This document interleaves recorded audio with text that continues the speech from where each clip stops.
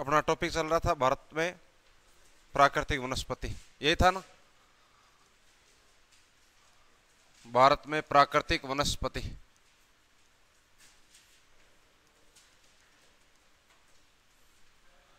और पीछे अपन ने एक टॉपिक पढ़ा था, उसमें और इसमें अंतर मैंने आपको बता दिया था कि पीछे हमने एक टॉपिक पढ़ा है, वो है वन व वन्य जीव संरक्षण। और अभी ये जो टॉपिक है वो है भारत में प्राकृतिक वनस्पति। इसमें हमने क्या क्या चीज पढ़ी, एक तो ये चीज, और इसमें खास करके ज्यादा प्रश्न जो आता है आपके वो राष्ट्रीय उद्यान और टाइगर प्रोजेक्ट से आता है, बाघ परियोजना है। बातें नहीं करनी। आज वाला जो टेस्ट हुआ था उसमें जनगणना 2011 से संबंधित जो आंकड़े थे वो पूछे थे। कल वाला जो टेस्ट होगा वो यहां से आएगा, ठीक है? हाँ, क्या हो गया? हाँ, जो भी अगला टेस्ट होगा ना, उस टेस्ट की बात कर रहा हूं, उसमें पूरा आएगा। प्लस इसके अंदर और भी कुछ बातें लिखी थी, जैसे एक हमने रामसर साइट और बायोस्फीयर रिजर्व है, ये कुछ बातें अपन ने यहां पर भी की थी, लेकिन जो आपके ज्यादा प्रश्न आता है वो इन ऊपर वाले 2 पॉइंटों से आता है। बात अपन इसकी कर रहे थे, भारत में प्राकृतिक वनस्पति। इसके अंदर हमने वन या फिर वनस्पति के प्रकार देख रहे थे अपन, प्रकार। और इसके अंदर शायद 2 प्रकारों पर अपन चर्चा भी कर ली थी। एक तो हमने पढ़ा था उष्ण कटिबंधीय सदाबहार वन, उष्ण कटिबंधीय सदाबहार वन। और इसमें नाम से कुछ चीजें दिख रही है कि एक तो ये हमेशा हरे भरे रहते हैं और यहाँ का टेम्परेचर क्या होगा, ज्यादा होगा, हाई होगा, और उस क्षेत्र को उष्ण कटिबंध बोलते हैं अपन। इसमें एक मेन जो पॉइंट अपन ने देखा था वो ये देखा कि सर्वाधिक जैव विविधता जिन वनों में पाई जाती है वो ये उष्ण कटिबंधीय सदाबहार वन है। यहाँ टेम्परेचर भी हाई होगा और यहाँ पर बारिश भी ज्यादा होगी, 200 सेंटीमीटर से ज्यादा बारिश। और इसमें फिर बाद में उसके कुछ हमने उदाहरण देखे थे। दूसरा हमने जो प्रकार पढ़ा था वो कौन सा पढ़ा था? उष्ण कटिबंधीय पर्णपाती वन, पर्णपाती वन। और इस पर्णपाती का दूसरा नाम क्या है? पतझड़। फिर इसमें हमने 2 टाइप के वन देखे थे, आर्द्र और शुष्क। इतनी बातें अपन ने शायद कर ली थी। यहां बारिश है वो इसकी तुलना में कम, 70 से 200। फिर इनको अलग अलग पार्टों में डिवाइड किया है। आर्द्र है वो तो 100 से ऊपर, और जो शुष्क है वो 70 से 100। इतना पढ़ लिया था अपन ने। अब उसके बाद देखो, ये बातें तो पढ़ ली थी, ये पढ़ लिया था है, इतना पढ़ा था क्या?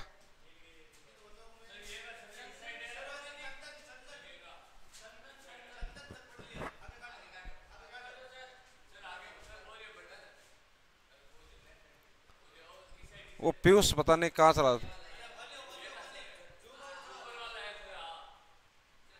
अच्छा, आपको ज्यादा पता मेरे से तो ना। देखो इधर हमने पढ़ा था इस उष्ण कटिबंधीय पर्णपाती वन के बारे में, और उसके बारे में ये दोनों प्रकार पढ़ लिए। और हमने यहाँ पर सागवान और चंदन के वनों के बारे में जिक्र किया था। सबसे ज्यादा सागवान के वन कहाँ मिलते हैं? मध्य प्रदेश में। और सबसे ज्यादा चंदन कर्नाटक। यदि ग्रुप दे रखा हो राज्यों का तो कर्नाटक के साथ केरल और तमिलनाडु जोड़ देना। कर्नाटक मैक्सिमम एक एक, यदि आपको एक एक स्टेट पूछा जाए, चारों ऑप्शन में एक एक ही राज्य दे रखा हो, तो आपका जवाब कर्नाटक होगा। और मान लो ग्रुप में दे रखा अगले ने, तो फिर बाद में केरल और कर्नाटक हो सकता है कि आगे कर्नाटक के साथ वो एक और दे दे, केरल या तमिलनाडु में से, और हो सकता है कि ग्रुप में दो भी दे दे, केरल और तमिलनाडु। तो आपका जो आंसर होगा चंदन, कर्नाटक, केरल और तमिलनाडु।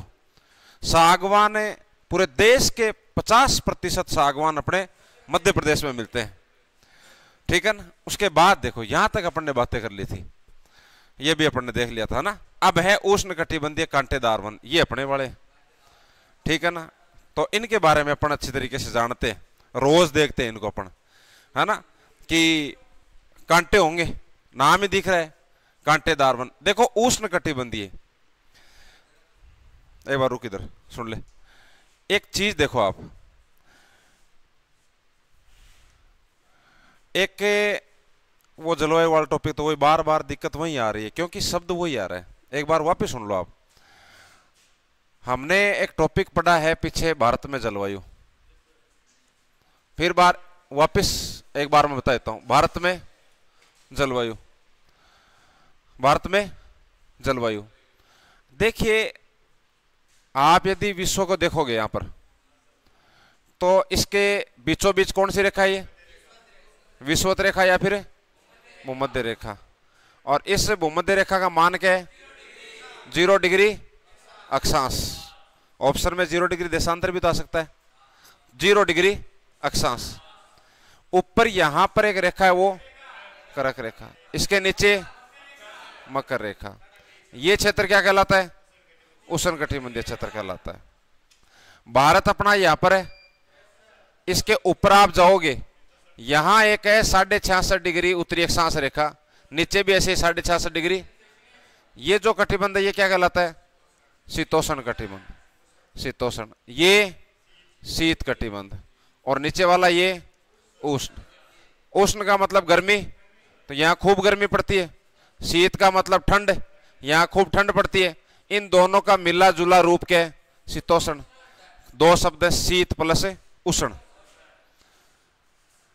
अपना जो भारत है वो आधा भारत है शीतोष्ण कटिबंध में, आधा भारत उष्ण कटिबंध में। ये तो टॉपिक अलग पढ़ा दिया ना। अब पूछ रहा कौन से गोलार्ध में। अब यहां पर ये शीतोष्ण कटिबंध है, ये उष्ण कटिबंध है, समझ गए। लेकिन भारत की जलवायु अपन जब भी लिखते हैं ना, तो भारत की जलवायु लिखते हैं उष्ण कटिबंधीय जलवायु, उष्ण कटिबंधीय जलवायु। और फिर यहां पर मानसूनी प्रकार की जलवायु है, इसके लिए एक शब्द और लगाते हैं, मानसूनी जलवायु। अब सुनो ध्यान से बात यह है कि उष्ण कटिबंध क्यों लगाया, क्योंकि यहां आधा भारत शीतोष्ण कटिबंध में, क्योंकि कर्क रेखा भारत के बीच में से गुजरती है, इसलिए इसके ऊपर तो शीतोष्ण कटिबंध, नीचे उष्ण कटिबंध। तो वैसे तो यदि अपन लिखे तो इसको अपन ये लिखे ना कि आधे भारत में शीतोष्ण और आधे भारत में उष्ण, इस प्रकार की जलवायु पाई जाती है। लेकिन पूरे भारत में उष्ण कटिबंधीय जलवायु का प्रभाव ज्यादा है। और उसका कारण क्या है, उसका कारण यह है कि ये जो भारत है, इस भारत के ऊपर यहां पर हिमालय पर्वतमाला है, और ये हिमालय पर्वतमाला ऊपर से आने वाली इन ठंडी पवनों को रोक लेता है, इसलिए ये ठंडी पवनें यहां तक नहीं पहुंच पाती है। इसलिए जितनी ठंड यहां पड़नी चाहिए, इस हिमालय के कारण वहां उतनी ठंड नहीं पड़ पाती है। इसके कारण लगभग भारत में जलवायु उष्ण कटिबंधीय है, समझे। भारत में जलवायु यदि पूछ ले, एक ही शब्द में पूछ ले कि भारत की जलवायु कैसी है, तो उष्ण कटिबंधीय मानसूनी जलवायु है, उष्ण कटिबंधीय मानसूनी जलवायु है। लेकिन अगला और भी स्टेटमेंट में दे दे कि उत्तर भारत में शीतोष्ण कटिबंधीय प्रकार और दक्षिण भारत में उष्ण कटिबंध, वो भी सही है। लेकिन वास्तव में एक ही शब्द में यदि भारत की जलवायु पूछ ले तो वो है उष्ण कटिबंधीय मानसूनी जलवायु। क्लियर।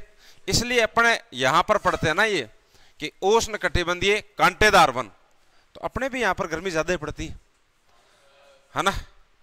तो कांटेदार वन, तो लिखो थर्ड प्रकार का उष्ण कटिबंधीय कांटेदार वन।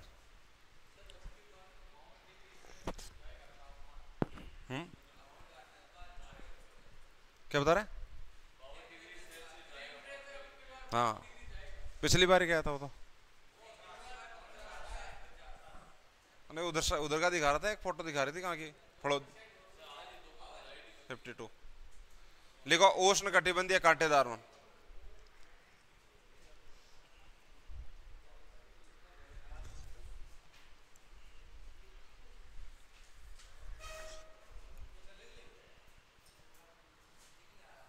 आगे देखो,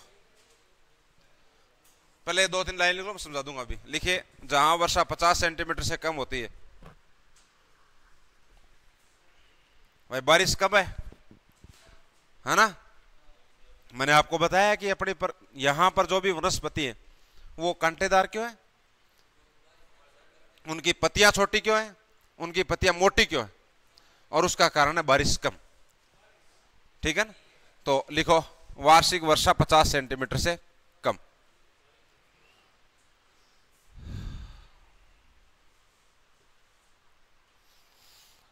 देखो ध्यान से सुनो एक बार, फिर पढ़ना।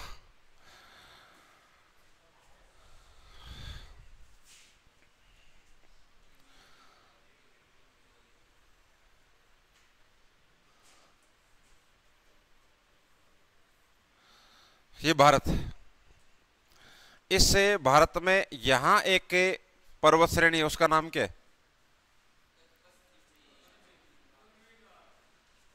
पश्चिमी घाट।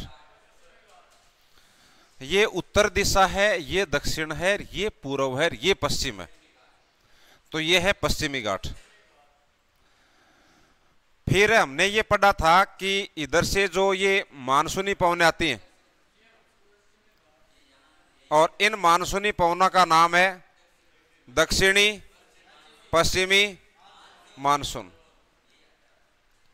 और प्रश्न सीधा सीधा यही आता है कि भारत में सर्वाधिक वर्षा कौन से मानसून से होती है? दिशा देखो, ये उत्तर है, ये दक्षिण है, ये पूर्व है, पश्चिम है, ये जो दिशा है ये दक्षिण पश्चिम है। और पवनें जिस दिशा से आती है ना, उनका नाम उसी आधार पर रखा जाता है। उत्तर से चलने वाली उत्तराद, अपने मारवाड़ी में, अपने राजस्थानी में ये बोलते हैं दिखनाद। तो उत्तराद का मतलब है उत्तर की साइड से आ रही है वो, तो वो उत्तराद है। वो दक्षिण से आ रही है तो दिखनाद। अथुणी, अगुणी, तो वो क्या है? वो जिस दिशा से पवन आ रही है उस आधार पे हमने नाम लिखा। तो ये जो मानसूनी पवन है ये दक्षिण पश्चिम से आती हैं, इसलिए इस मानसून का नाम क्या है? दक्षिण पश्चिम मानसून। ये दक्षिणी पश्चिमी मानसून जब भारत में आता है तो इससे पश्चिमी घाट से टकराता है। इस साइड खूब बारिश होती है, लेकिन इस साइड कम होती है, उतनी नहीं हो पाती है जितनी होनी चाहिए। यदि ये बीच में अवरोध नहीं होता तो बारिश ठीक होती। क्लियर? फिर सुनो इधर, यहां अपने पड़ती है अरावली पर्वतमाला राजस्थान में, और इस अरावली पर्वतमाला के इस पश्चिम में पाकिस्तान के साथ मिलता हुआ यहां एक मरुस्थल है, और इस मरुस्थल का नाम है थार का मरुस्थल। थार का मरुस्थल। क्लियर? और ये थार का मरुस्थल राजस्थान में तो है ही, सबसे ज्यादा राजस्थान में ही है भारत में, लेकिन इसके अलावा थोड़ा बहुत हिस्सा गुजरात में भी है, उत्तरी गुजरात, ये राजस्थान, और इधर यहां पंजाब और यहां हरियाणा का पार्ट भी पड़ता है। तो पंजाब प्लस हरियाणा, ये पूरा नहीं है, कुछ भाग। तो यहां जो भी वन मिलेंगे ना वो उष्ण कटिबंधीय कांटेदार वन मिलेंगे। कारण बारिश कम है, वर्षा कम है, पत्तियां इसलिए क्या हो जाती है? मोटी होती है, छोटी होती हैं। कारण ये होता है कि नीचे से जो पानी अवशोषित करते हैं ये पेड़ पौधे, तो वाष्पोत्सर्जन, यदि पत्ती बड़ी होंगी तो फिर बाद में क्या होगा? निमड़ जाएगा, है ना। तो पानी की कमी है नीचे, इसलिए अपने आप ही वो पेड़ पौधे उसके अनुकूल हो गए वो, और वो कांटों में रूपांतरित होगी, इसलिए वनस्पति किस प्रकार की है, कांटेदार। तो एक तो ये जो बेल्ट है, ये तो पाकिस्तान का बेल्ट हो गया। इंडिया का ये जो बेल्ट है, इस बेल्ट में ये कांटेदार वन मिलेंगे। क्लियर मेरी बात। और ये लिखा हुआ है राजस्थान, उत्तर प्रदेश, हरियाणा, दक्षिण पश्चिम पंजाब, ये जो बेल्ट है, ये बेल्ट उत्तर प्रदेश का कुछ पार्ट, पूरा नहीं है, जो पश्चिम की साइड का पार्ट है सिर्फ वही यहां पर। प्लस देखो क्या लिखा हुआ है, आंध्र प्रदेश, तेलंगाना और कर्नाटक। अभी हमने यहां बात की थी कि इस साइड बारिश कम होती है, और ये आंध्र प्रदेश, कर्नाटक, तेलंगाना का ये जो पार्ट है बीच वाला, यहां बीच में जहां बारिश कम होती है, यहां पर भी कांटेदार वन आपको मिलेंगे। तो एक तो ये क्षेत्र और एक ये क्षेत्र, मुख्य रूप से यहां, लेकिन कुछ यहां पर भी मिलेंगे। वैसे यदि आपको पूछ ले, क्या हुआ, तेलंगाना में बारिश उतनी नहीं हो पाती है। अरे ये तो हमेशा ही यहाँ तो समस्या, महाराष्ट्र वाले एरिया तो आंदोलन करते रहते हैं, ये है ना, यहाँ इतनी बारिश नहीं होती है। ये जाते हुए मानसून से बारिश होती है तो वो भी इधर से हो जाती है, तमिलनाडु, आंध्र प्रदेश के बीच वाला ये क्षेत्र है ना, यहाँ बारिश कम होती है। ठीक है ना। तो आपको यही लिखना है, आपको ये नीचे वाले मत लिखना, आप ये लिख लेना, ये है ना। लिखो, इन वनों का विस्तार राजस्थान, और राजस्थान में पश्चिमी राजस्थान लिख लेना। इन वनों का विस्तार पश्चिमी राजस्थान, पश्चिमी राजस्थान, हरियाणा, पंजाब और उत्तर प्रदेश के कुछ हिस्सों में है।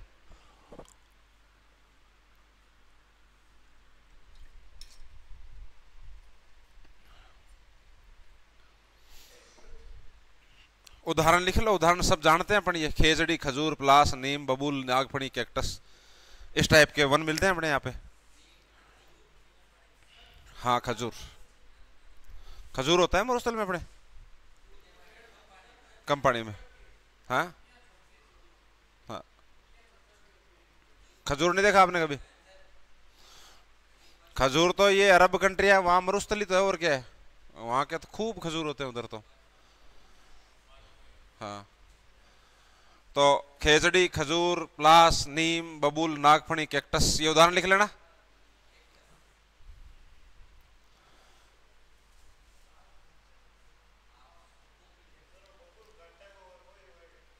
हाँ वही होगा।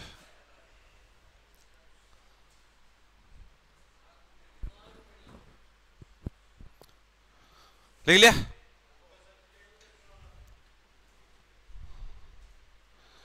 पहला हो गया उष्णकटिबंधीय सदाबहार, दूसरा पर्णपाती, तीसरा कांटेदार, तीसरा कांटेदार। तीनों उष्णकटिबंधीय, तीनों किस प्रकार के, एक सदाबहार जो हमेशा हरे भरे रहते हैं, एक पर्णपाती जो पत्ते झड़ जाते हैं, और एक है कांटेदार। ठीक है। उसके बाद चौथा है डेल्टा वन। डेल्टा वन देखो इधर, डेल्टा वन,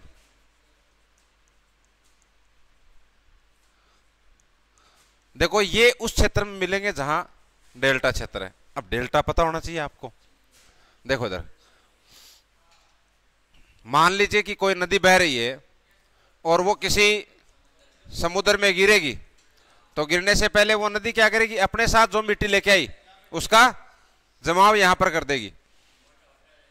उसके बाद क्या होगा, ये नदी ऐसे बहने लग जाएगी, फिर उसके बाद यहां पर भी इस मिट्टी का जमाव हो जाएगा, फिर ऐसे बहने लग जाएगी, और लास्ट में ये जब गिरती है तो ये इस आकृति में गिरती है, और इसी आकृति को क्या बोलते हैं, डेल्टा। डेल्टा। और डेल्टा का निर्माण वही नदियां करती हैं जो मैदानी भाग में बहती हैं, क्योंकि मैदानी भाग में बहेंगी तो उनके साथ मिट्टी आएगी। जैसे मैंने आपको बताया कि नर्मदा नदी और ताप्ती नदी ये दोनों डेल्टा का निर्माण नहीं करती। उसका कारण ये है कि वो दो पर्वत श्रेणियों के बीच में घाटी में बहती है, और वहां पर यदि पर्वत श्रेणियों के बीच में घाटी में बहेगी या पत्थरों में बहेगी तो वहां उनके साथ मिट्टी नहीं होगी, अवसाद नहीं होगा, तो फिर वो कहां से मिट्टी जमा करेंगी। इसलिए वो नदियां नर्मदा और ताप्ती वो दोनों डेल्टा का निर्माण न करके एस्चुरी का निर्माण करती है। ठीक है ना। और एस्चुरी ये इंग्लिश का वर्ड है, हिंदी में है जवार नदमुख। क्या, जवार नदमुख। उसमें क्या होता है कि जैसे मान लीजिए ये आपके एक पर्वत श्रेणी है, नीचे यहाँ एक पर्वत श्रेणी है, और इसके बीच में यदि यहाँ नदी बह रही है, मान लो उदाहरण लेते हैं कि ये नदी कौन सी है, नर्मदा। बताओ नर्मदा नदी कौन सी दो पर्वत श्रेणियों के बीच बहती है? हैं? नहीं, पास में पहुंचा, गलत बोला। नर्मदा नदी किन दो पर्वत श्रेणियों के बीच में बहती है? विंध्याचल और सतपुड़ा। ये ऊपर पर्वत श्रेणी है जिसका नाम है विंध्याचल, विंध्याचल।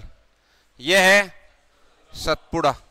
सतपुड़ा के नीचे एक नदी बहती है, उसका नाम है ताप्ती। क्या? इसके नीचे एक पर्वत श्रेणी है, उसका नाम है अजंता। तूने ये दो बोला है, जबकि नर्मदा नदी विंध्याचल और सतपुड़ा के बीच बहती है, ताप्ती वो सतपुड़ा और अजंता के बीच बहती है। नहीं समझे? कहीं नहीं समझे, सुनो ध्यान से वापिस, कि ऊपर एक पर्वत श्रेणी है और इस पर्वत श्रेणी का नाम है विंध्याचल। विंध्याचल पर्वत श्रेणी। इसी विंध्याचल पर्वत श्रेणी के नीचे एक पर्वत श्रेणी है और इसका नाम है सतपुड़ा पर्वत श्रेणी। इसके नीचे एक पर्वत श्रेणी है, उसका नाम है अजंता पर्वत श्रेणी। और इन पर्वत श्रेणियों के बीच में नदियां बहती हैं दो, एक नदी ये, एक नदी ये। इस ऊपर वाली नदी का नाम है नर्मदा नदी, नर्मदा नदी। नीचे वाली का नाम है ताप्ती नदी। ये इन पर्वत श्रेणियों के बीच में बहेंगी, पहाड़ों के बीच में बहेंगी, तो इनके पास मिट्टी नहीं होगी, इसलिए ये क्या करेंगी, ये नदियां जब आगे जाके जैसे ही समुद्र में गिरेंगी तो मिट्टी तो इनके साथ है ही नहीं, तो वो पूरे एकदम पानी के साथ गिरेंगी ना, तो धीरे धीरे ये हिस्सा है ये थोड़ा से घिस जाएगा, है ना। और उसी आकृति को बोलते हैं एस्चुरी। क्या बोलते हैं? एस्चुरी। तो ये प्रश्न बार बार आता है कि भारत की प्रसिद्ध नदियां जो डेल्टा का निर्माण न करके एस्चुरी का निर्माण करती हैं, दो नाम रट लो, नर्मदा और ताप्ती। नर्मदा और ताप्ती किसका निर्माण करती है? एस्चुरी। हिंदी में क्या बोलते हैं? ज्वार नदमुख। ज्वार नदमुख। ये क्रम भी याद कर लो, इसको भी रट लो, नदियों में पढ़ा दिया मैंने। ऊपर पहले विंध्याचल पर्वत श्रेणी, फिर नर्मदा नदी, फिर सतपुड़ा पर्वत श्रेणी, फिर ताप्ती नदी, फिर अजंता पर्वत श्रेणी। बोलो वापिस, ऊपर ही ऊपर है। फिर कौन सी नदी? अजंता। समझ गए? किसका निर्माण करती है? या फिर जवार नदमुख। एस्चुरी या जवार नदमुख का निर्माण करने वाली प्रसिद्ध नदियां भारत की नर्मदा और ताप्ती। नर्मदा और ताप्ती। इधर हम पीछे पढ़ रहे थे डेल्टा। किसकी बात कर रहे थे? डेल्टा। डेल्टा का मतलब यह है कि ये मैदान में बहेगी, ये जहां पर मिट्टी होगी, जैसे गंगा नदी और उसकी सहायक नदियां, सिंधु नदी और उसकी सहायक नदियां। सिंधु नदी फिर भी अपने भारत में पहाड़ी क्षेत्र में बहती है, लेकिन पाकिस्तान में जब जाती है तो वो मैदान में बहती है। ब्रह्मपुत्र नदी भले ही तिब्बत के अंदर अरुणाचल प्रदेश में पहले पहाड़ में बहती हो, लेकिन असम में आते, इधर बांग्लादेश में आते आते वो नदी कहां बहती है? मैदान में बहती है। जब वो मैदान में बहेगी उसके साथ मिट्टी आएगी, उसके साथ मिट्टी आएगी, तो जैसे वो समुद्र में गिरेगी उसके आसपास वो मिट्टी जमा हो जाएगी, और उस आकृति को क्या बोलते हैं? डेल्टा। और एक चीज और अपन ने बार बार पढ़ी है कि विश्व का सबसे बड़ा डेल्टा कौन सा है?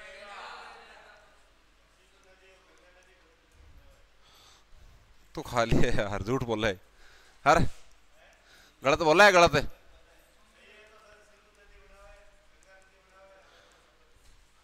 और कोई नहीं बोलेगा, ये बोलेगा। तू बता कि विश्व का सबसे बड़ा डेल्टा कौन सा है? सुंदरबन डेल्टा। रुक जा रुक जा रुक जा, और पूछूंगा अभी इसको मैं। विश्व का सबसे बड़ा डेल्टा कौन सा है? नदियों के आधार पर इसका नाम क्या है?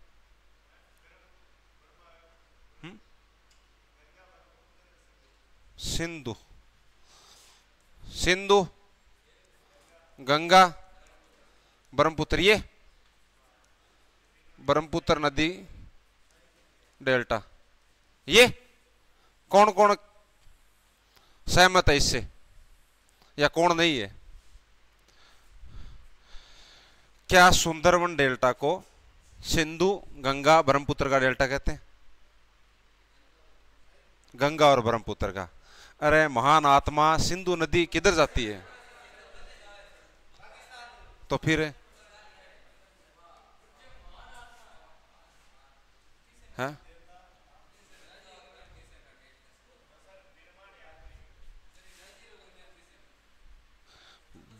दिक्कत ये है कि मानचित्र क्लियर नहीं है ना अपने। सुनो इधर, ये नदी है, इधर है नर्मदा, वो सॉरी गंगा, इधर ये है ब्रह्मपुत्र, यहां डेल्टा का निर्माण हो रहा है। सिंधु नदी है यहां, वो डेल्टा का निर्माण यहां हो रहा है। इसका और इसका क्या लेना देना?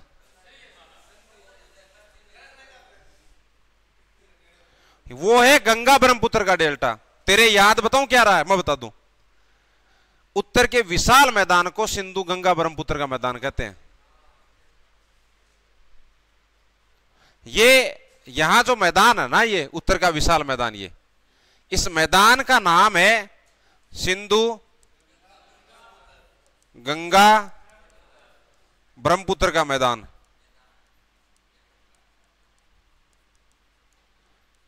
ये बड़ा मैदान है, उत्तर का विशाल मैदान। इसमें इस साइड में सिंधु और उसकी सहायक नदियों का योगदान है, इधर गंगा और गंगा की सहायक नदियां, इधर ब्रह्मपुत्र और ब्रह्मपुत्र की सहायक नदियां। यहां ये जो मैदान है ये उत्तर का विशाल मैदान है। लेकिन यहां पर ये नदियां जिस डेल्टा का निर्माण करती हैं, इसमें योगदान या तो गंगा और गंगा की सहायक नदी या फिर ब्रह्मपुत्र और ब्रह्मपुत्र की सहायक नदी। इसलिए सुंदरवन डेल्टा का दूसरा नाम है गंगा ब्रह्मपुत्र डेल्टा।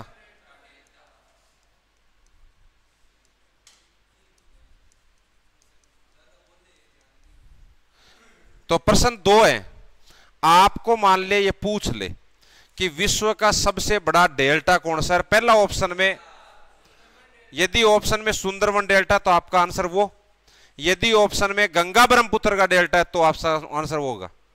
क्लियर मेरी बात? दूसरी बात कि कुछ नदियां और हैं, कुछ नदियां और हैं जो डेल्टा का निर्माण करती हैं। जैसे ये भारत है,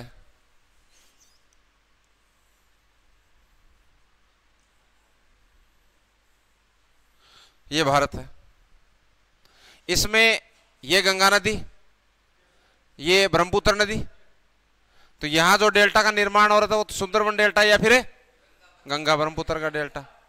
प्लस ये कौन सा घाट है? पश्चिमी घाट। इधर से कुछ नदियां निकलती हैं, जैसे हमने पढ़ा है गोदावरी, कृष्णा, कावेरी, महानदी। ये नदी कौन सी है? महानदी। महानदी के ऊपर एक बांध बना हुआ हीराकुंड, जो कि भारत का सबसे नहीं बड़ा, नहीं लंबा, अरे भारत का सबसे बड़ा नहीं लंबा। आपको ये पूछ लेना कि भारत का सबसे लंबा बांध कौन सा है?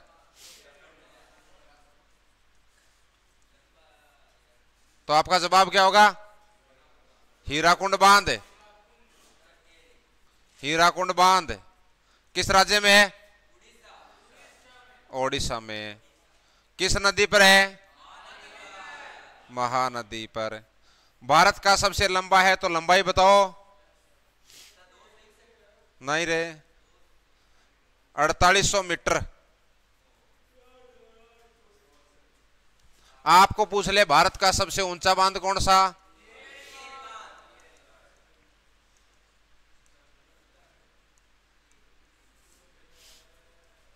उसका नाम है टिहरी बांध। टिहरी बांध बताओ किस राज्य में है? उत्तराखंड में। किस नदी पर है? भागीरथी नदी पर। मार दी ना फेड। ऊंचाई कितनी है? ऊंचाई कितनी है? 260 या 61 मीटर। फर्क है इसमें और उसमें, 260 में 4800 में। तो वही महानदी है ये। ये गोदावरी नदी है। ये कौन सी नदी? गोदावरी नदी। ये गोदावरी नदी है, ये दक्षिणी भारत की सबसे लंबी नदी है। दक्षिणी भारत की सबसे लंबी नदी कौन सी रहे? लंबाई कितनी?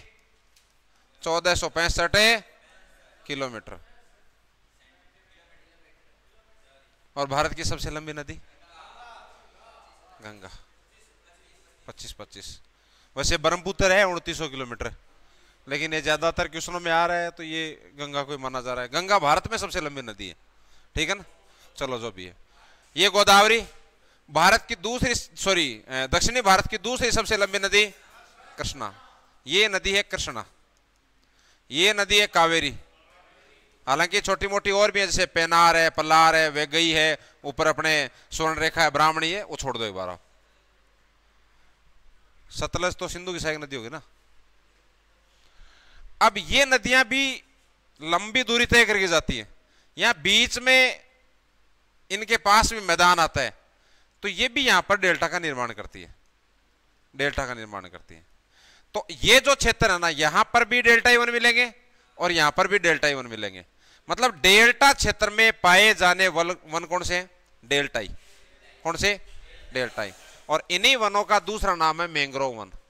क्या है? मैंग्रोव। मैंग्रोव वन है और डेल्टा वन दोनों एक ही होते हैं, एक ही होते हैं। अब देखो वनों की बात कर रहे हैं अपन। इधर हमने नाम देखा है वो सुंदरी। ये क्या है? सुंदरवन डेल्टा। इस सुंदरवन डेल्टा का निर्माण नाम सुंदरी नामक वृक्ष के कारण पड़ा। सुंदरी वृक्ष ये इस क्षेत्र में खूब पाए जाते हैं, इसलिए इस क्षेत्र का नाम ही पड़ गया सुंदरवन। सुंदरवन क्या? हमने सुंदरवन टाइगर रिजर्व भी पढ़ा था, हमने सुंदरवन राष्ट्रीय उद्यान भी पढ़ा है, सुंदरवन बायोस्फीयर रिजर्व भी है, और सुंदरवन एक डेल्टा भी है। और उसी क्षेत्र में जो वन पाए जाते हैं वो सुंदरी वन है। और ये सुंदरी वन कौन से प्रकार के वन है? डेल्टाई वन। कौन से वन है? डेल्टाई वन। तो वापिस सुन लो कि डेल्टाई वन एक तो आपको मिलेंगे डेल्टा क्षेत्र में। इन डेल्टाई वनों का दूसरा नाम है मैंग्रोव वन। क्या नाम है? Mangrove one. ये दलदलीय क्षेत्र में पाए जाते हैं, क्योंकि यहां डेल्टा का निर्माण होगा ना। यहाँ पे इस क्षेत्र में ये डेल्टा का निर्माण, ये दलदलीय होगा। ये अंदाजा लगा सकते हो आप, इसलिए इनको दलदलीय वन भी बोला जाता है। क्या बोला जाता है? दलदलीय वन। क्लियर मेरी बात? बस ये तो इधर है डेल्टाई वन। इनका नाम मैंग्रोव वन, इनका जवारी इसलिए इस क्षेत्र में क्या आता है? ज्वार भाटा, है ना। इन्हें बोलते हैं दलदलीय वन। ये वन कहां मिलेंगे आपको? गंगा ब्रह्मपुत्र का डेल्टा, स्वर्ण रेखा नदी का डेल्टा, महानदी का डेल्टा, कृष्णा का डेल्टा, कावेरी का, गोदावरी का। ये जो भी नदियां है, इन नदियों के द्वारा जहां डेल्टा का निर्माण हो रहा है वहां पर ये वन मिलेंगे। क्लियर? और ये तो वही लिखा हुआ है, गंगा ब्रह्मपुत्र के डेल्टा क्षेत्र को सुंदरी नामक वृक्ष के कारण क्या कहते हैं? सुंदरवन कहते हैं। इन वनों में मैंग्रोव, सुंदरी, ताड़, केवड़ा, बेंदा, ये और भी कुछ वन है, ताड़, केवड़ा, बेंदा, ये भी किस में आते हैं? डेल्टाई वनों में आते हैं। तो लिखो डेल्टाई वन, डेल्टाई वन। आगे लिखिए अन्य नाम, अन्य नाम। मैंग्रोव वन, मैंग्रोव वन,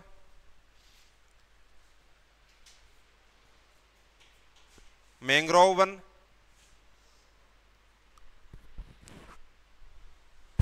जवारीय वन, दलदलीय वन, जवारीय वन, दलदलीय वन।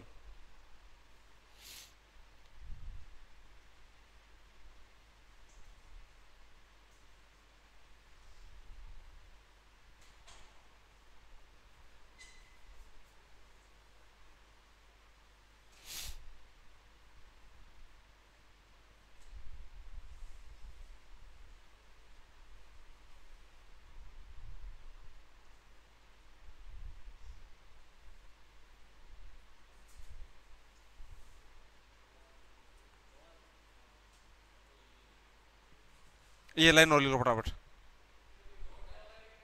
हाँ पूरा लिख लो। राशि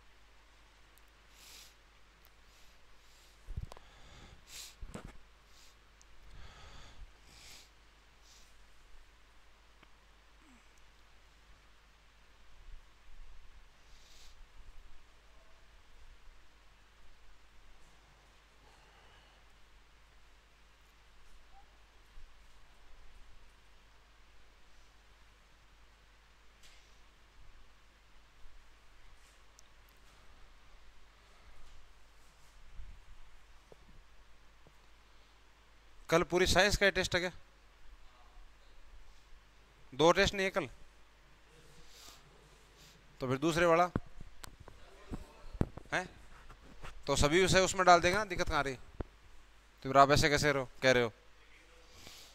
क्यों 15 डाल देंगे ना पूरे? हैं? है कल वाले में डाल देंगे 15 क्वेश्चन, जो मिक्स वाला होता ना उसमें 15 क्वेश्चन इसमें आएंगे, राष्ट्रीय उद्यान और टाइगर रिजर्व से।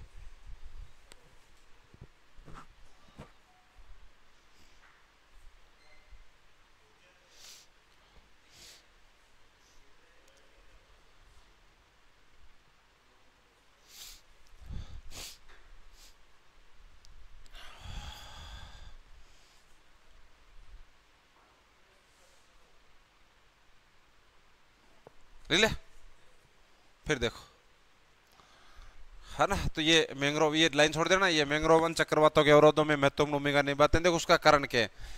चक्रवात होते हैं ना वो ज्यादातर आपको ओडिशा, पश्चिम बंगाल, इसके तट यहाँ ज्यादा देखने को मिलते हैं। और ये जो मैंग्रोव वनस्पति होती है ये इन चक्रवातों को एक तरह से उनकी गति और धीमी करने में अवरोध के रूप में काम में करते हो, ठीक है ना? तो ये लाइन छोड़ देना, नहीं पूछते हैं। उसके बाद है वन पर्वतीय वन। पर्वतीय वन नाम से दिख रहा है कि पर्वतों में, पहाड़ों पर पाए जाने वाले वन कौन से? पर्वतीय वन, ठीक है ना? जिसमें खास करके या तो आपको मिलेंगे हिमालय के अंदर, या फिर प्रमुख रूप से जो अपने पर्वत एक लंबी पर्वत श्रेणी के रूप में है वो पश्चिमी घाट, जिसके अपन बार बार बात कर रहे हैं। देखिए इधर कि ये भारत है, ये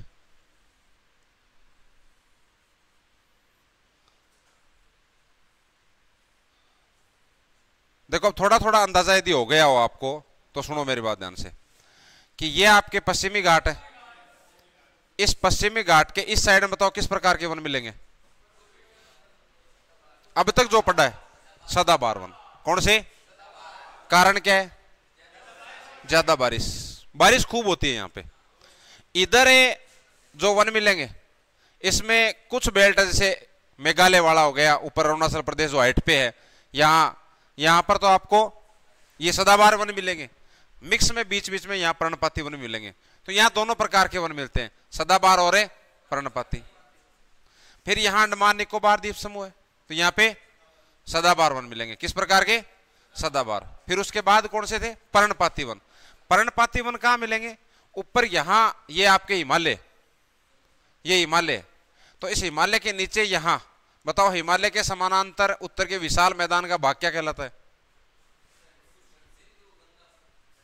सुन पूरी बात, मैंने ये बोला है हिमालय पर्वतमाला के दक्षिण में उसके समानांतर जो मैदानी भाग है उसका नाम क्या है?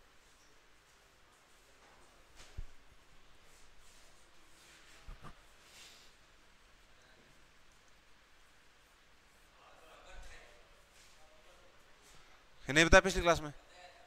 बाबर के जस्ट नीचे क्या है? तराई। तराई, तराई। तो ये भाबर और तराई यानी इसके जस्ट दक्षिण में ये बेल्ट है। यहां पर कौन से वन होंगे? पर्णपाती। कौन से? पर्णपाती। इसके अलावा इसके इस साइड में पर्णपाती होंगे, कुछ इधर पर्णपाती मिल जाएंगे आपको। ये आपकी अरावली पर्वतमाला, इसके इस साइड में कौन से वन होंगे? कांटेदार वन होंगे। थोड़े बहुत कांटेदार वन आपको यहां पर मिल जाएंगे। तो वनस्पति थोड़ी थोड़ी आपके दिमाग में इमेज बन रही होगी कि यहां पर किस प्रकार की वनस्पति मिलती है। उसके बाद ये दलदलीय क्षेत्र, तो यहाँ पे डेल्टाई, यहाँ पे डेल्टाई। तो यहां जो वन मिलेंगे वो किस प्रकार के होंगे? डेल्टाई। क्लियर यहां तक बात? और अभी अपन किसकी बात कर रहे हैं? पर्वतीय वन। तो ये जो पर्वत, जो बड़ा पर्वतीय क्षेत्र है वो अपने हिमालय, या फिर बड़ा पर्वतीय क्षेत्र ये पश्चिमी घाट है। तो इन बेल्ट में, इस क्षेत्र में पाए जाने वाले वन कौन से होंगे? पर्वतीय वन। तो अगले वन है पर्वतीय। फिर पर्वतीय वन भी अलग अलग प्रकार के होते हैं, वो हाइट के अकॉर्डिंग होते हैं। जैसे 1000 मीटर की हाइट पे जाओगे तो एक प्रकार की वनस्पति मिलेगी, 1000 से ऊपर आप 2000 मीटर तक की हाइट पे जाओगे तो आपको अलग प्रकार की वनस्पति मिलेगी। उसका कारण भी है कि मैंने आपको एक दिन पहले ये बताया था कि आप देखो, जब आगे एक टॉपिक है अपने, याद दिलाना, वो टॉपिक रह रहा है अपने वायुमंडल वाला। वायुमंडल, हाँ महासागर तो है ही, एक टॉपिक ये वायुमंडल वाला है, छोटा सा एक दिन का टॉपिक है ये। इस वायुमंडल में कुछ परतें पाई जाती हैं और जिसमें नीचे ही नीचे जहां अपन रह रहे हैं, ये क्षोभ मंडल है। ये क्या है? क्षोभ मंडल। जहां अपन रह रहे हैं, जहां सारी मौसमी घटनाएं होती हैं, आंधी चलनी, बारिश आना, ये सब, इस क्षोभ मंडल में नीचे से जब आप ऊपर की ओर जाओगे तो प्रति 165 मीटर की हाइट पे जाओगे तो 1 डिग्री सेंटीग्रेड तापमान कम हो जाएगा। और इस हिसाब से यदि आप 1 किलोमीटर ऊपर जाओगे तो लगभग 6.5 डिग्री सेंटीग्रेड टेम्परेचर कम हो जाएगा। ये बताया मैंने। अब देखो यहां पर 1 किलोमीटर की हाइट पे जाओगे तो टेम्परेचर इतना कम हो गया, 2 किलोमीटर की हाइट पे जाओगे तो लगभग 13 डिग्री सेंटीग्रेड, ये इतना टेम्परेचर कम हो गया। तो हाइट के अनुसार वनस्पति में बदलाव आएगा कि नहीं आएगा? आएगा। तो यहां पर्वतीय क्षेत्रों में भी फिर अलग अलग प्रकार के वन मिलेंगे। देखो इधर क्या लिखा हुआ है, भारत में पर्वतीय वनों का विस्तार हिमालय क्षेत्र के साथ साथ दक्षिणी पर्वतीय भाग, ये बातें की अपन ने, क्योंकि दक्षिण में भी प्रायद्वीपीय पठारी प्रदेश है और उसमें भी खास करके किस पे जोर देना है? पश्चिमी घाट पर। किस पर है? पश्चिमी घाट पर। फिर क्या लिखा हुआ कि हिमालय के वन, भारत में हिमालय क्षेत्र में पर्वतीय वनों का विस्तार है, जो कि ऐसे कि 1000 मीटर से 2000, सुनना पहले बाद में लिखना है, समझे? 1000 मीटर से 2000 मीटर की ऊंचाई पे जाओगे तो आर्द्र शीतोष्ण कटिबंधीय, 2000 से 3000 मीटर की ऊंचाई पे जाओगे तो कोणधारी या शंकुधारी सदाहरित वन, क्योंकि और ऊपर जाओगे तो टेम्परेचर डाउन होगा, है ना, आर्द्रता ज्यादा होगी वहां पर, तो वन कैसे होंगे? हरे भरे होंगे। 3000 से 4000 मीटर की हाइट पे जाओगे तो अल्पाइन वन। ये मेरे हिसाब से तो आर्मी में नहीं पूछते हैं, लेकिन इतना याद रख लेना, मैं लिखा रहा हूं वो लिख लो आप। लिखो पर्वतीय वन, पर्वतीय वन लिखो। विस्तार, विस्तार हिमालय तथा दक्षिणी पर्वतीय क्षेत्र, हिमालय तथा दक्षिणी पर्वतीय क्षेत्र, और दक्षिणी पर्वतीय क्षेत्र में लिख लेना विशेषकर पश्चिमी घाट, विशेषकर पश्चिमी घाट।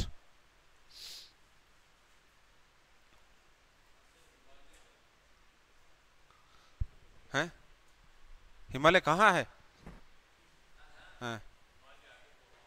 हिमालय तथा दक्षिणी पर्वतीय प्रदेश, हिमालय तथा दक्षिणी पर्वतीय प्रदेश।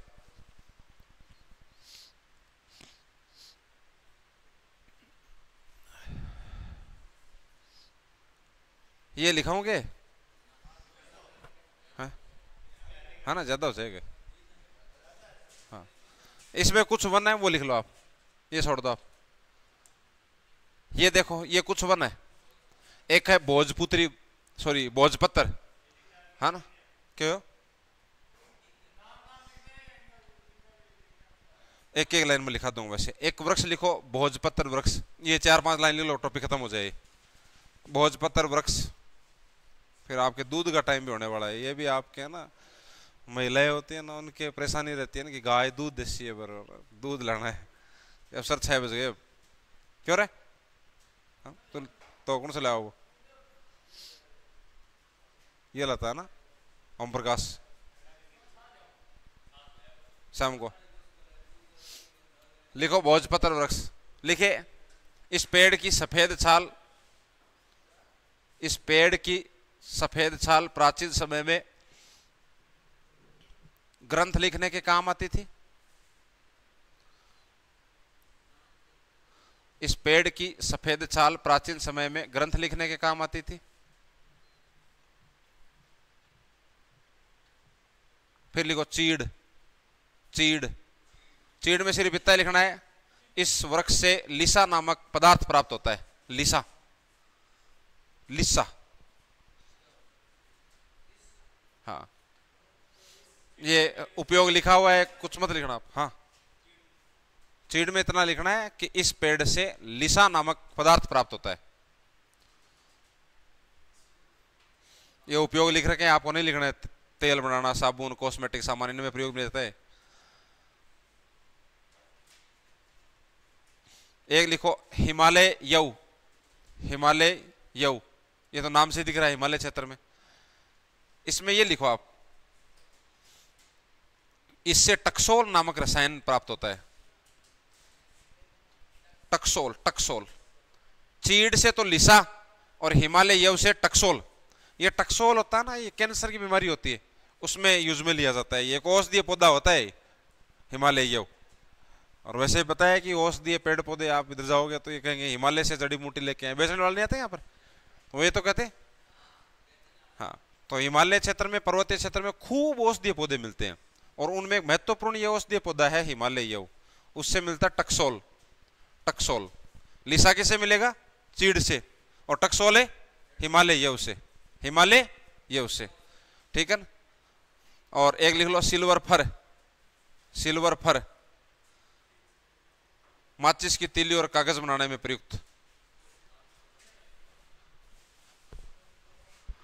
भोजपत्र हो गया।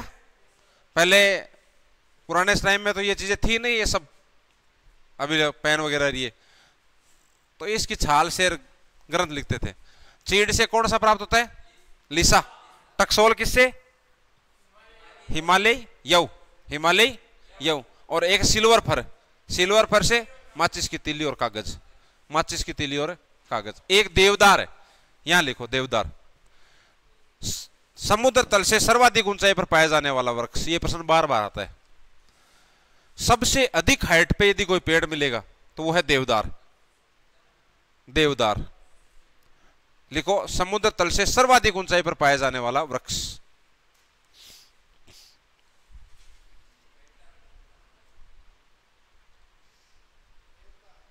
देवदार।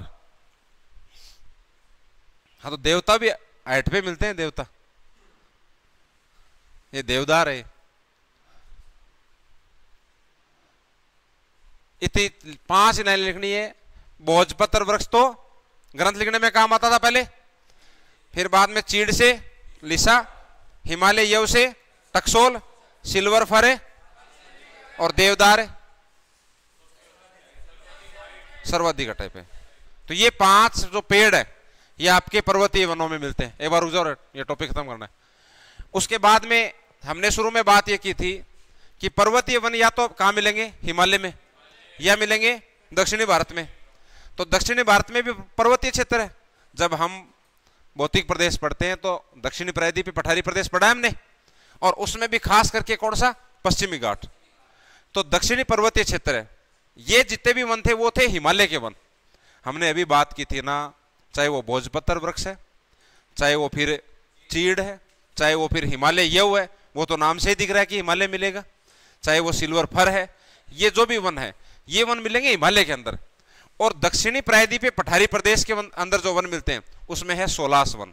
ये सोलास वन हमने कल भी लिखे थे कि सह्याद्री, उत्तरी सह्याद्री यानी पश्चिमी घाट का उत्तरी भाग पे पाए जाने वाले इन वनों को सोलास वनों के नाम से जाना जाता है। तो ये सोलास वन भी क्या है? पर्वतीय वन है।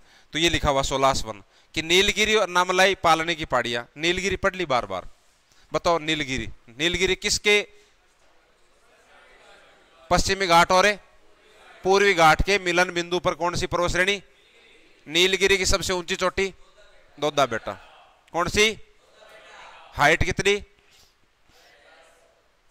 2637। 2637। दोदा बेटा किस राज्य में है? तमिलनाडु में। दोदा बेटा किस में है? नीलगिरी कर्नाटक, केरल और तमिलनाडु। थे पिछला गया बैठे दोनों कद आया नया?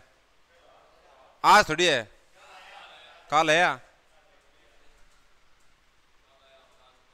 पहली उन्हें आए थे कदे? पहली बार है? कौन सा गांव है? और तेरो जो साथ ही आयो?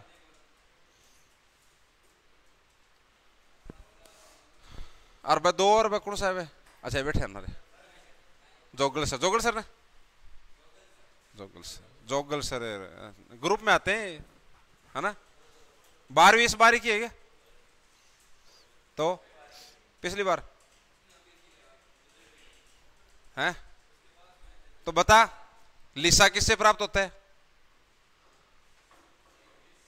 चीड़ से। ध्यान तो है इसका, है ना? बोल ही नहीं है तो। बोले नहीं है अब तक, ये शुरू से है तब तक ये होठ नहीं लाए इन्होंने। अरे तू बता टकसोल किससे प्राप्त होता है? टकसोल, नाम क्या तेरा? आशीष। आशीष बता टकसोल। अरे हाँ भाई, ध्यान तो है। फिर तेरे क्या नाम है? कृष्ण।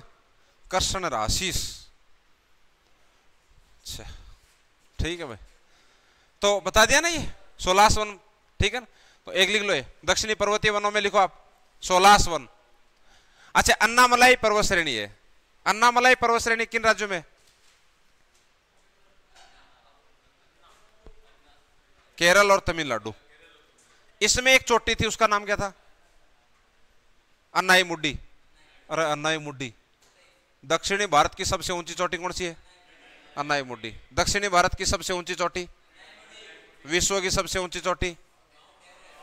भारत की सबसे ऊंची चोटी? थप्पड़ थप्पड़ खाओगे। भारत की सबसे ऊंची चोटी? केटू। केटू का दूसरा नाम? Godwin Austen. केटू की हाइट कितनी है? 8611। भारत में सबसे ऊंची चोटी? कंचनजंगा किस राज्य में है? सिक्किम। कंचनजंगा किस में है? उसकी हाइट कितनी है? 8598। 8500। मध्य भारत की सबसे ऊंची चोटी? दक्षिणी भारत की सबसे ऊंची चोटी? अन्नाई मुड्डी। कौन सी?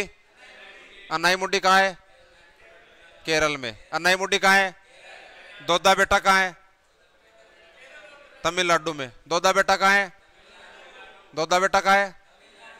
नामचा बरुआ पर्वत कहाँ है? अरुणाचल प्रदेश। नामचा बरुआ पर्वत कहाँ है? अरुणाचल प्रदेश। सर्वाधिक जैव विविधता वाले वन कौन से हैं? उष्णकटिबंधीय सदाबहार वन। उष्णकटिबंधीय सदाबहार वन। कांटेदार वनों के उदाहरण बताओ 5 वनों के उदाहरण पूछे मैंने।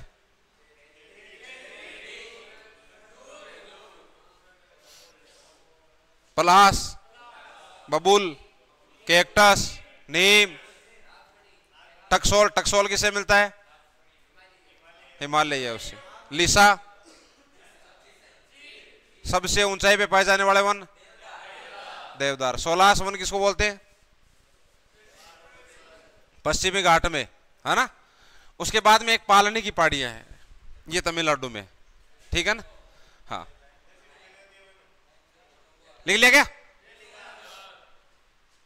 दक्षिणी पर्वतीय वनों में लिखो, ये तो बता दिया मैंने। पश्चिमी घाट, विंध्याचल पर्वत श्रेणी, नीलगिरी पर्वत श्रृंखला, यही है। तो यहीं पर ये वन मिलेंगे, ठीक है ना। तो 16 वन लिख लो आप, तो नाम लिख लो सिर्फ 16 वन, बस खत्म बात। 16 वन, और कुछ नहीं लिखना है। दक्षिणी पर्वतीय वनों में लिखो 16 वन। भारत के अन्य महत्वपूर्ण वृक्ष कौन से? देखो, खैर,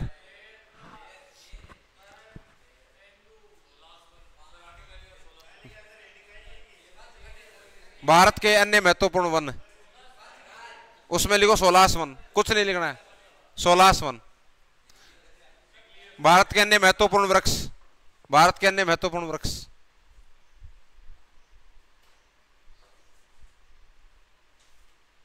लिखो पहला खैर। नहीं नहीं, वो कैर होते हैं, वो कै से कबूतर है, ये कै से खरगोश है, ये खैर है। कत्था, कत्था देखा है? कत्था, कत्था, कत्था देखा है क्या? नहीं देखा। अच्छा, मिराज देखिए, गणेश, उसमें चुनना आता है कुछ? सफेद सफेद। आशीष आता है क्या? आता है ना। वो क्या होता है? कत्था। कत्था होता है क्या? देखो इधर 2-4 लाइन लिखो फटाफट। लिखो खैर। खैर लिखो, इसे लिखो। पान में चुनने के साथ प्रयुक्त कत्था। कत्था, कत्था इससे ही मिलता है, खैर से ही। ये अपने दक्षिणी राजस्थान में खूब मिलता है खैर का वृक्ष। खैर से क्या मिलेगा? कत्था। लिसा किससे मिलेगा? टकसोल। सिल्वर फर है। सिल्वर फर का उपयोग क्या है? माचिस में, ठीक है ना। तो लिखो खैर। खैर, खैर में लिखो इस वृक्ष से कत्था, कत्था प्राप्त होता है। इस वृक्ष से कत्था प्राप्त होता है, सीता लिख लो आप। हाँ, प्लास, थोड़ी देर पहले नाम पढ़ा था ना अपने कांटेदार वनों में, प्लास। प्लास, प्लास में लिखो उपनाम जंगल की आग। जंगल की आग क्यों कहते हैं जंगल की आग? कारण है इसके फूलों का रंग। इसके फूलों का रंग इस प्रकार से होता है कि वो पूरे यदि फूल आ जाते हैं ना तो ऐसे लगता है कि जंगल में आग लग गई, ठीक है ना। इसलिए प्लास को क्या कहते हैं? जंगल की आग। लिखो प्लास, मोटा मोटा लाइन लिख लो आप, तो कुछ भी नहीं लिखना है, इसमें तो बहुत सारा लिखा हुआ है, मैं लिखा रहा हूं बस इतना ही। लिसा याद करना है आपको, किससे? चीड़ से। टक्सोल है, सिल्वर फर है, सर्वाधिक ऊंचाई पाए जाने वाले। दक्षिणी भारत में जो वन थे वो सोलास। कौन से? सोलास। कत्था किससे प्राप्त होता है? खैर से। जंगल की आग किसको बोलते हैं? इतना ही लिखना आपको, इससे ज्यादा नहीं, हाँ इतना ही, ठीक है ना। लिखो प्लास, जंगल की आग। फर्न भी छोड़ दो, ये तेंदू, बीड़ी बनाते हैं ना, तेंदू का पत्ता होता है, तेंदू के पत्ते से बढ़ती बीड़ी, बीड़ी होती है ना, उसका पत्ता ही होता है वो, हाँ वो तेंदू का पत्ता होता है ना। ये लिखो, देखो लिखो, बीड़ी बनाने में काम आता है इसका पत्ता, लिख ले, बीड़ी बनाने में काम आती है। तेंदू, तेंदू, तेंदू का पत्ता, तेंदू, ये ले, ये ले, तू लिख ले, नाम तो लिख तू, तेंदू, ये रहा तेंदू। उपयोग है बीड़ी, हाँ है, हाँ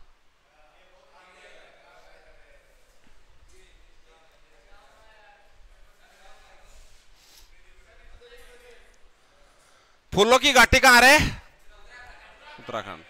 500 से अधिक प्रजातियां, लिखना नहीं है आपको, बताया मैंने। शांत घाटी कहां है?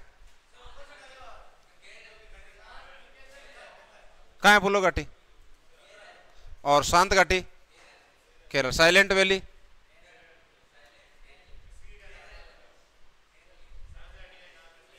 हाँ इंग्लिश में नाम है ना, साइलेंट वैली। जिम कार्बेट है? Kanha national park? हाँ हाँ सही है, सही है, सही है, सही, मध्य प्रदेश। कान्हा, कुन्नो, वन विहार, पेंच, पंचमढ़ी, ये कहाँ है? दुधवा, नागरहोल, कर्नाटक।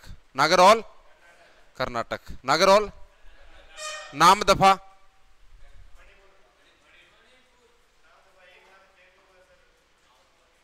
वो तो केबुल लामजो है।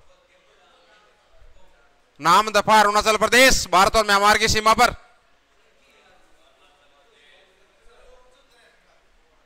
केबुल लामजाओ, मणिपुर। राजाजी, उत्तराखंड है। राजाजी, उत्तराखंड है। राजाजी का है? पेरियार है? केरल। पेरियार, पेरियार तो केरल है। नदी भी है, झील भी है, राष्ट्रीय उद्यान भी है। एक तो है संजय गांधी राष्ट्रीय उद्यान, एक है राजीव गांधी राष्ट्रीय उद्यान। कौन कराया? झूठ मत बोल, झूठ मत बोल। संजय गांधी महाराष्ट्र में है, राजीव गांधी आंध्र प्रदेश में। रणथंभौर, सुल्तानपुर, हरियाणा। भारत का सबसे बड़ा राष्ट्रीय उद्यान? हेमिसाई। भारत का सबसे बड़ा राष्ट्रीय उद्यान? पहला राष्ट्रीय उद्यान? जिम कार्बेट का पुराना नाम? Hailey National Park. कौन सा? भारत का सबसे छोटा राष्ट्रीय उद्यान?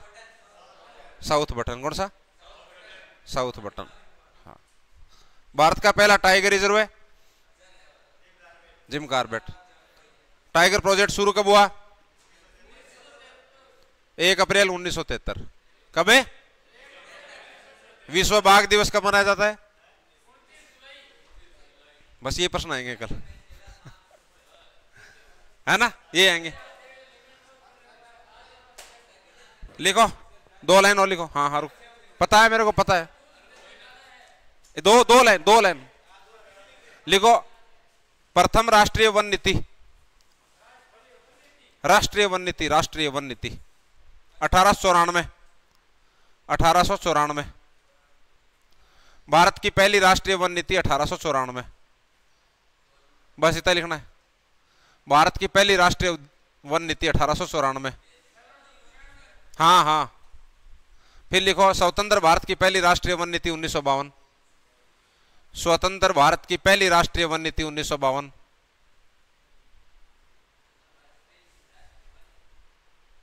भारत की तो पहली राष्ट्रीय वन नीति कब? 1894। और स्वतंत्र भारत की पहली मतलब देश आजाद होने के बाद की पहली कौन सी? 1952। 1952। और लास्ट अभी जो चल रही है जिसके अकॉर्डिंग तो वो है 1988 की। लिखो। हाँ, अंतिम राष्ट्रीय वन नीति लिख दो या वर्तमान। स्वतंत्र भारत की पहली राष्ट्रीय स्वतंत्र भारत की पहली राष्ट्रीय वन नीति 1952। लास्ट 1988 है, 1988 के बाद नहीं है। और नहीं लिखना, लक्ष्य एक ही लिखना है, बता दूंगा मैं। राष्ट्रीय वन नीति 1988 है, उसका लक्ष्य यह है कि पूरे भारत के क्षेत्रफल के 33% भूभाग पर वन होना चाहिए, लेकिन नहीं है। अभी लास्ट जो रिपोर्ट आई है दिसंबर 2024 में, उसके अनुसार है 25.17, 33% पे वन होना चाहिए। राजस्थान की स्थिति तो और ही डावाडोल है, 10% ही नहीं है ना। तो राजस्थान की तो गलती नहीं है इसमें, है ना, क्या करें अपन, है ना। लेकिन फिर भी होना चाहिए ना, पेड़ तो काट, है ना। ये लिख लो, आप लिखो 33% भाग पर वन होना चाहिए, लिख लिया। एक लिखो वन अनुसंधान संस्थान, रिपोर्ट तक ले जाकर छोड़ देंगे बस। वन अनुसंधान संस्थान कहां है? देहरादून में। जो अपने वनों की जो काउंटिंग होती है ना, वो यही करता है, वन अनुसंधान संस्थान देहरादून में है। ये लिखो वन अनुसंधान संस्थान देहरादून, स्थापना 1906। वन अनुसंधान संस्थान देहरादून, स्थापना 1906। वन अनुसंधान संस्थान, वन अनुसंधान संस्थान देहरादून, स्थापना 1906।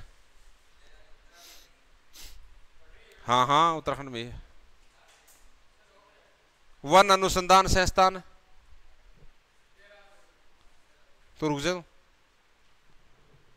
दूध कौन लेना ना, छाछ तो मिल जाएगी शाम को भी।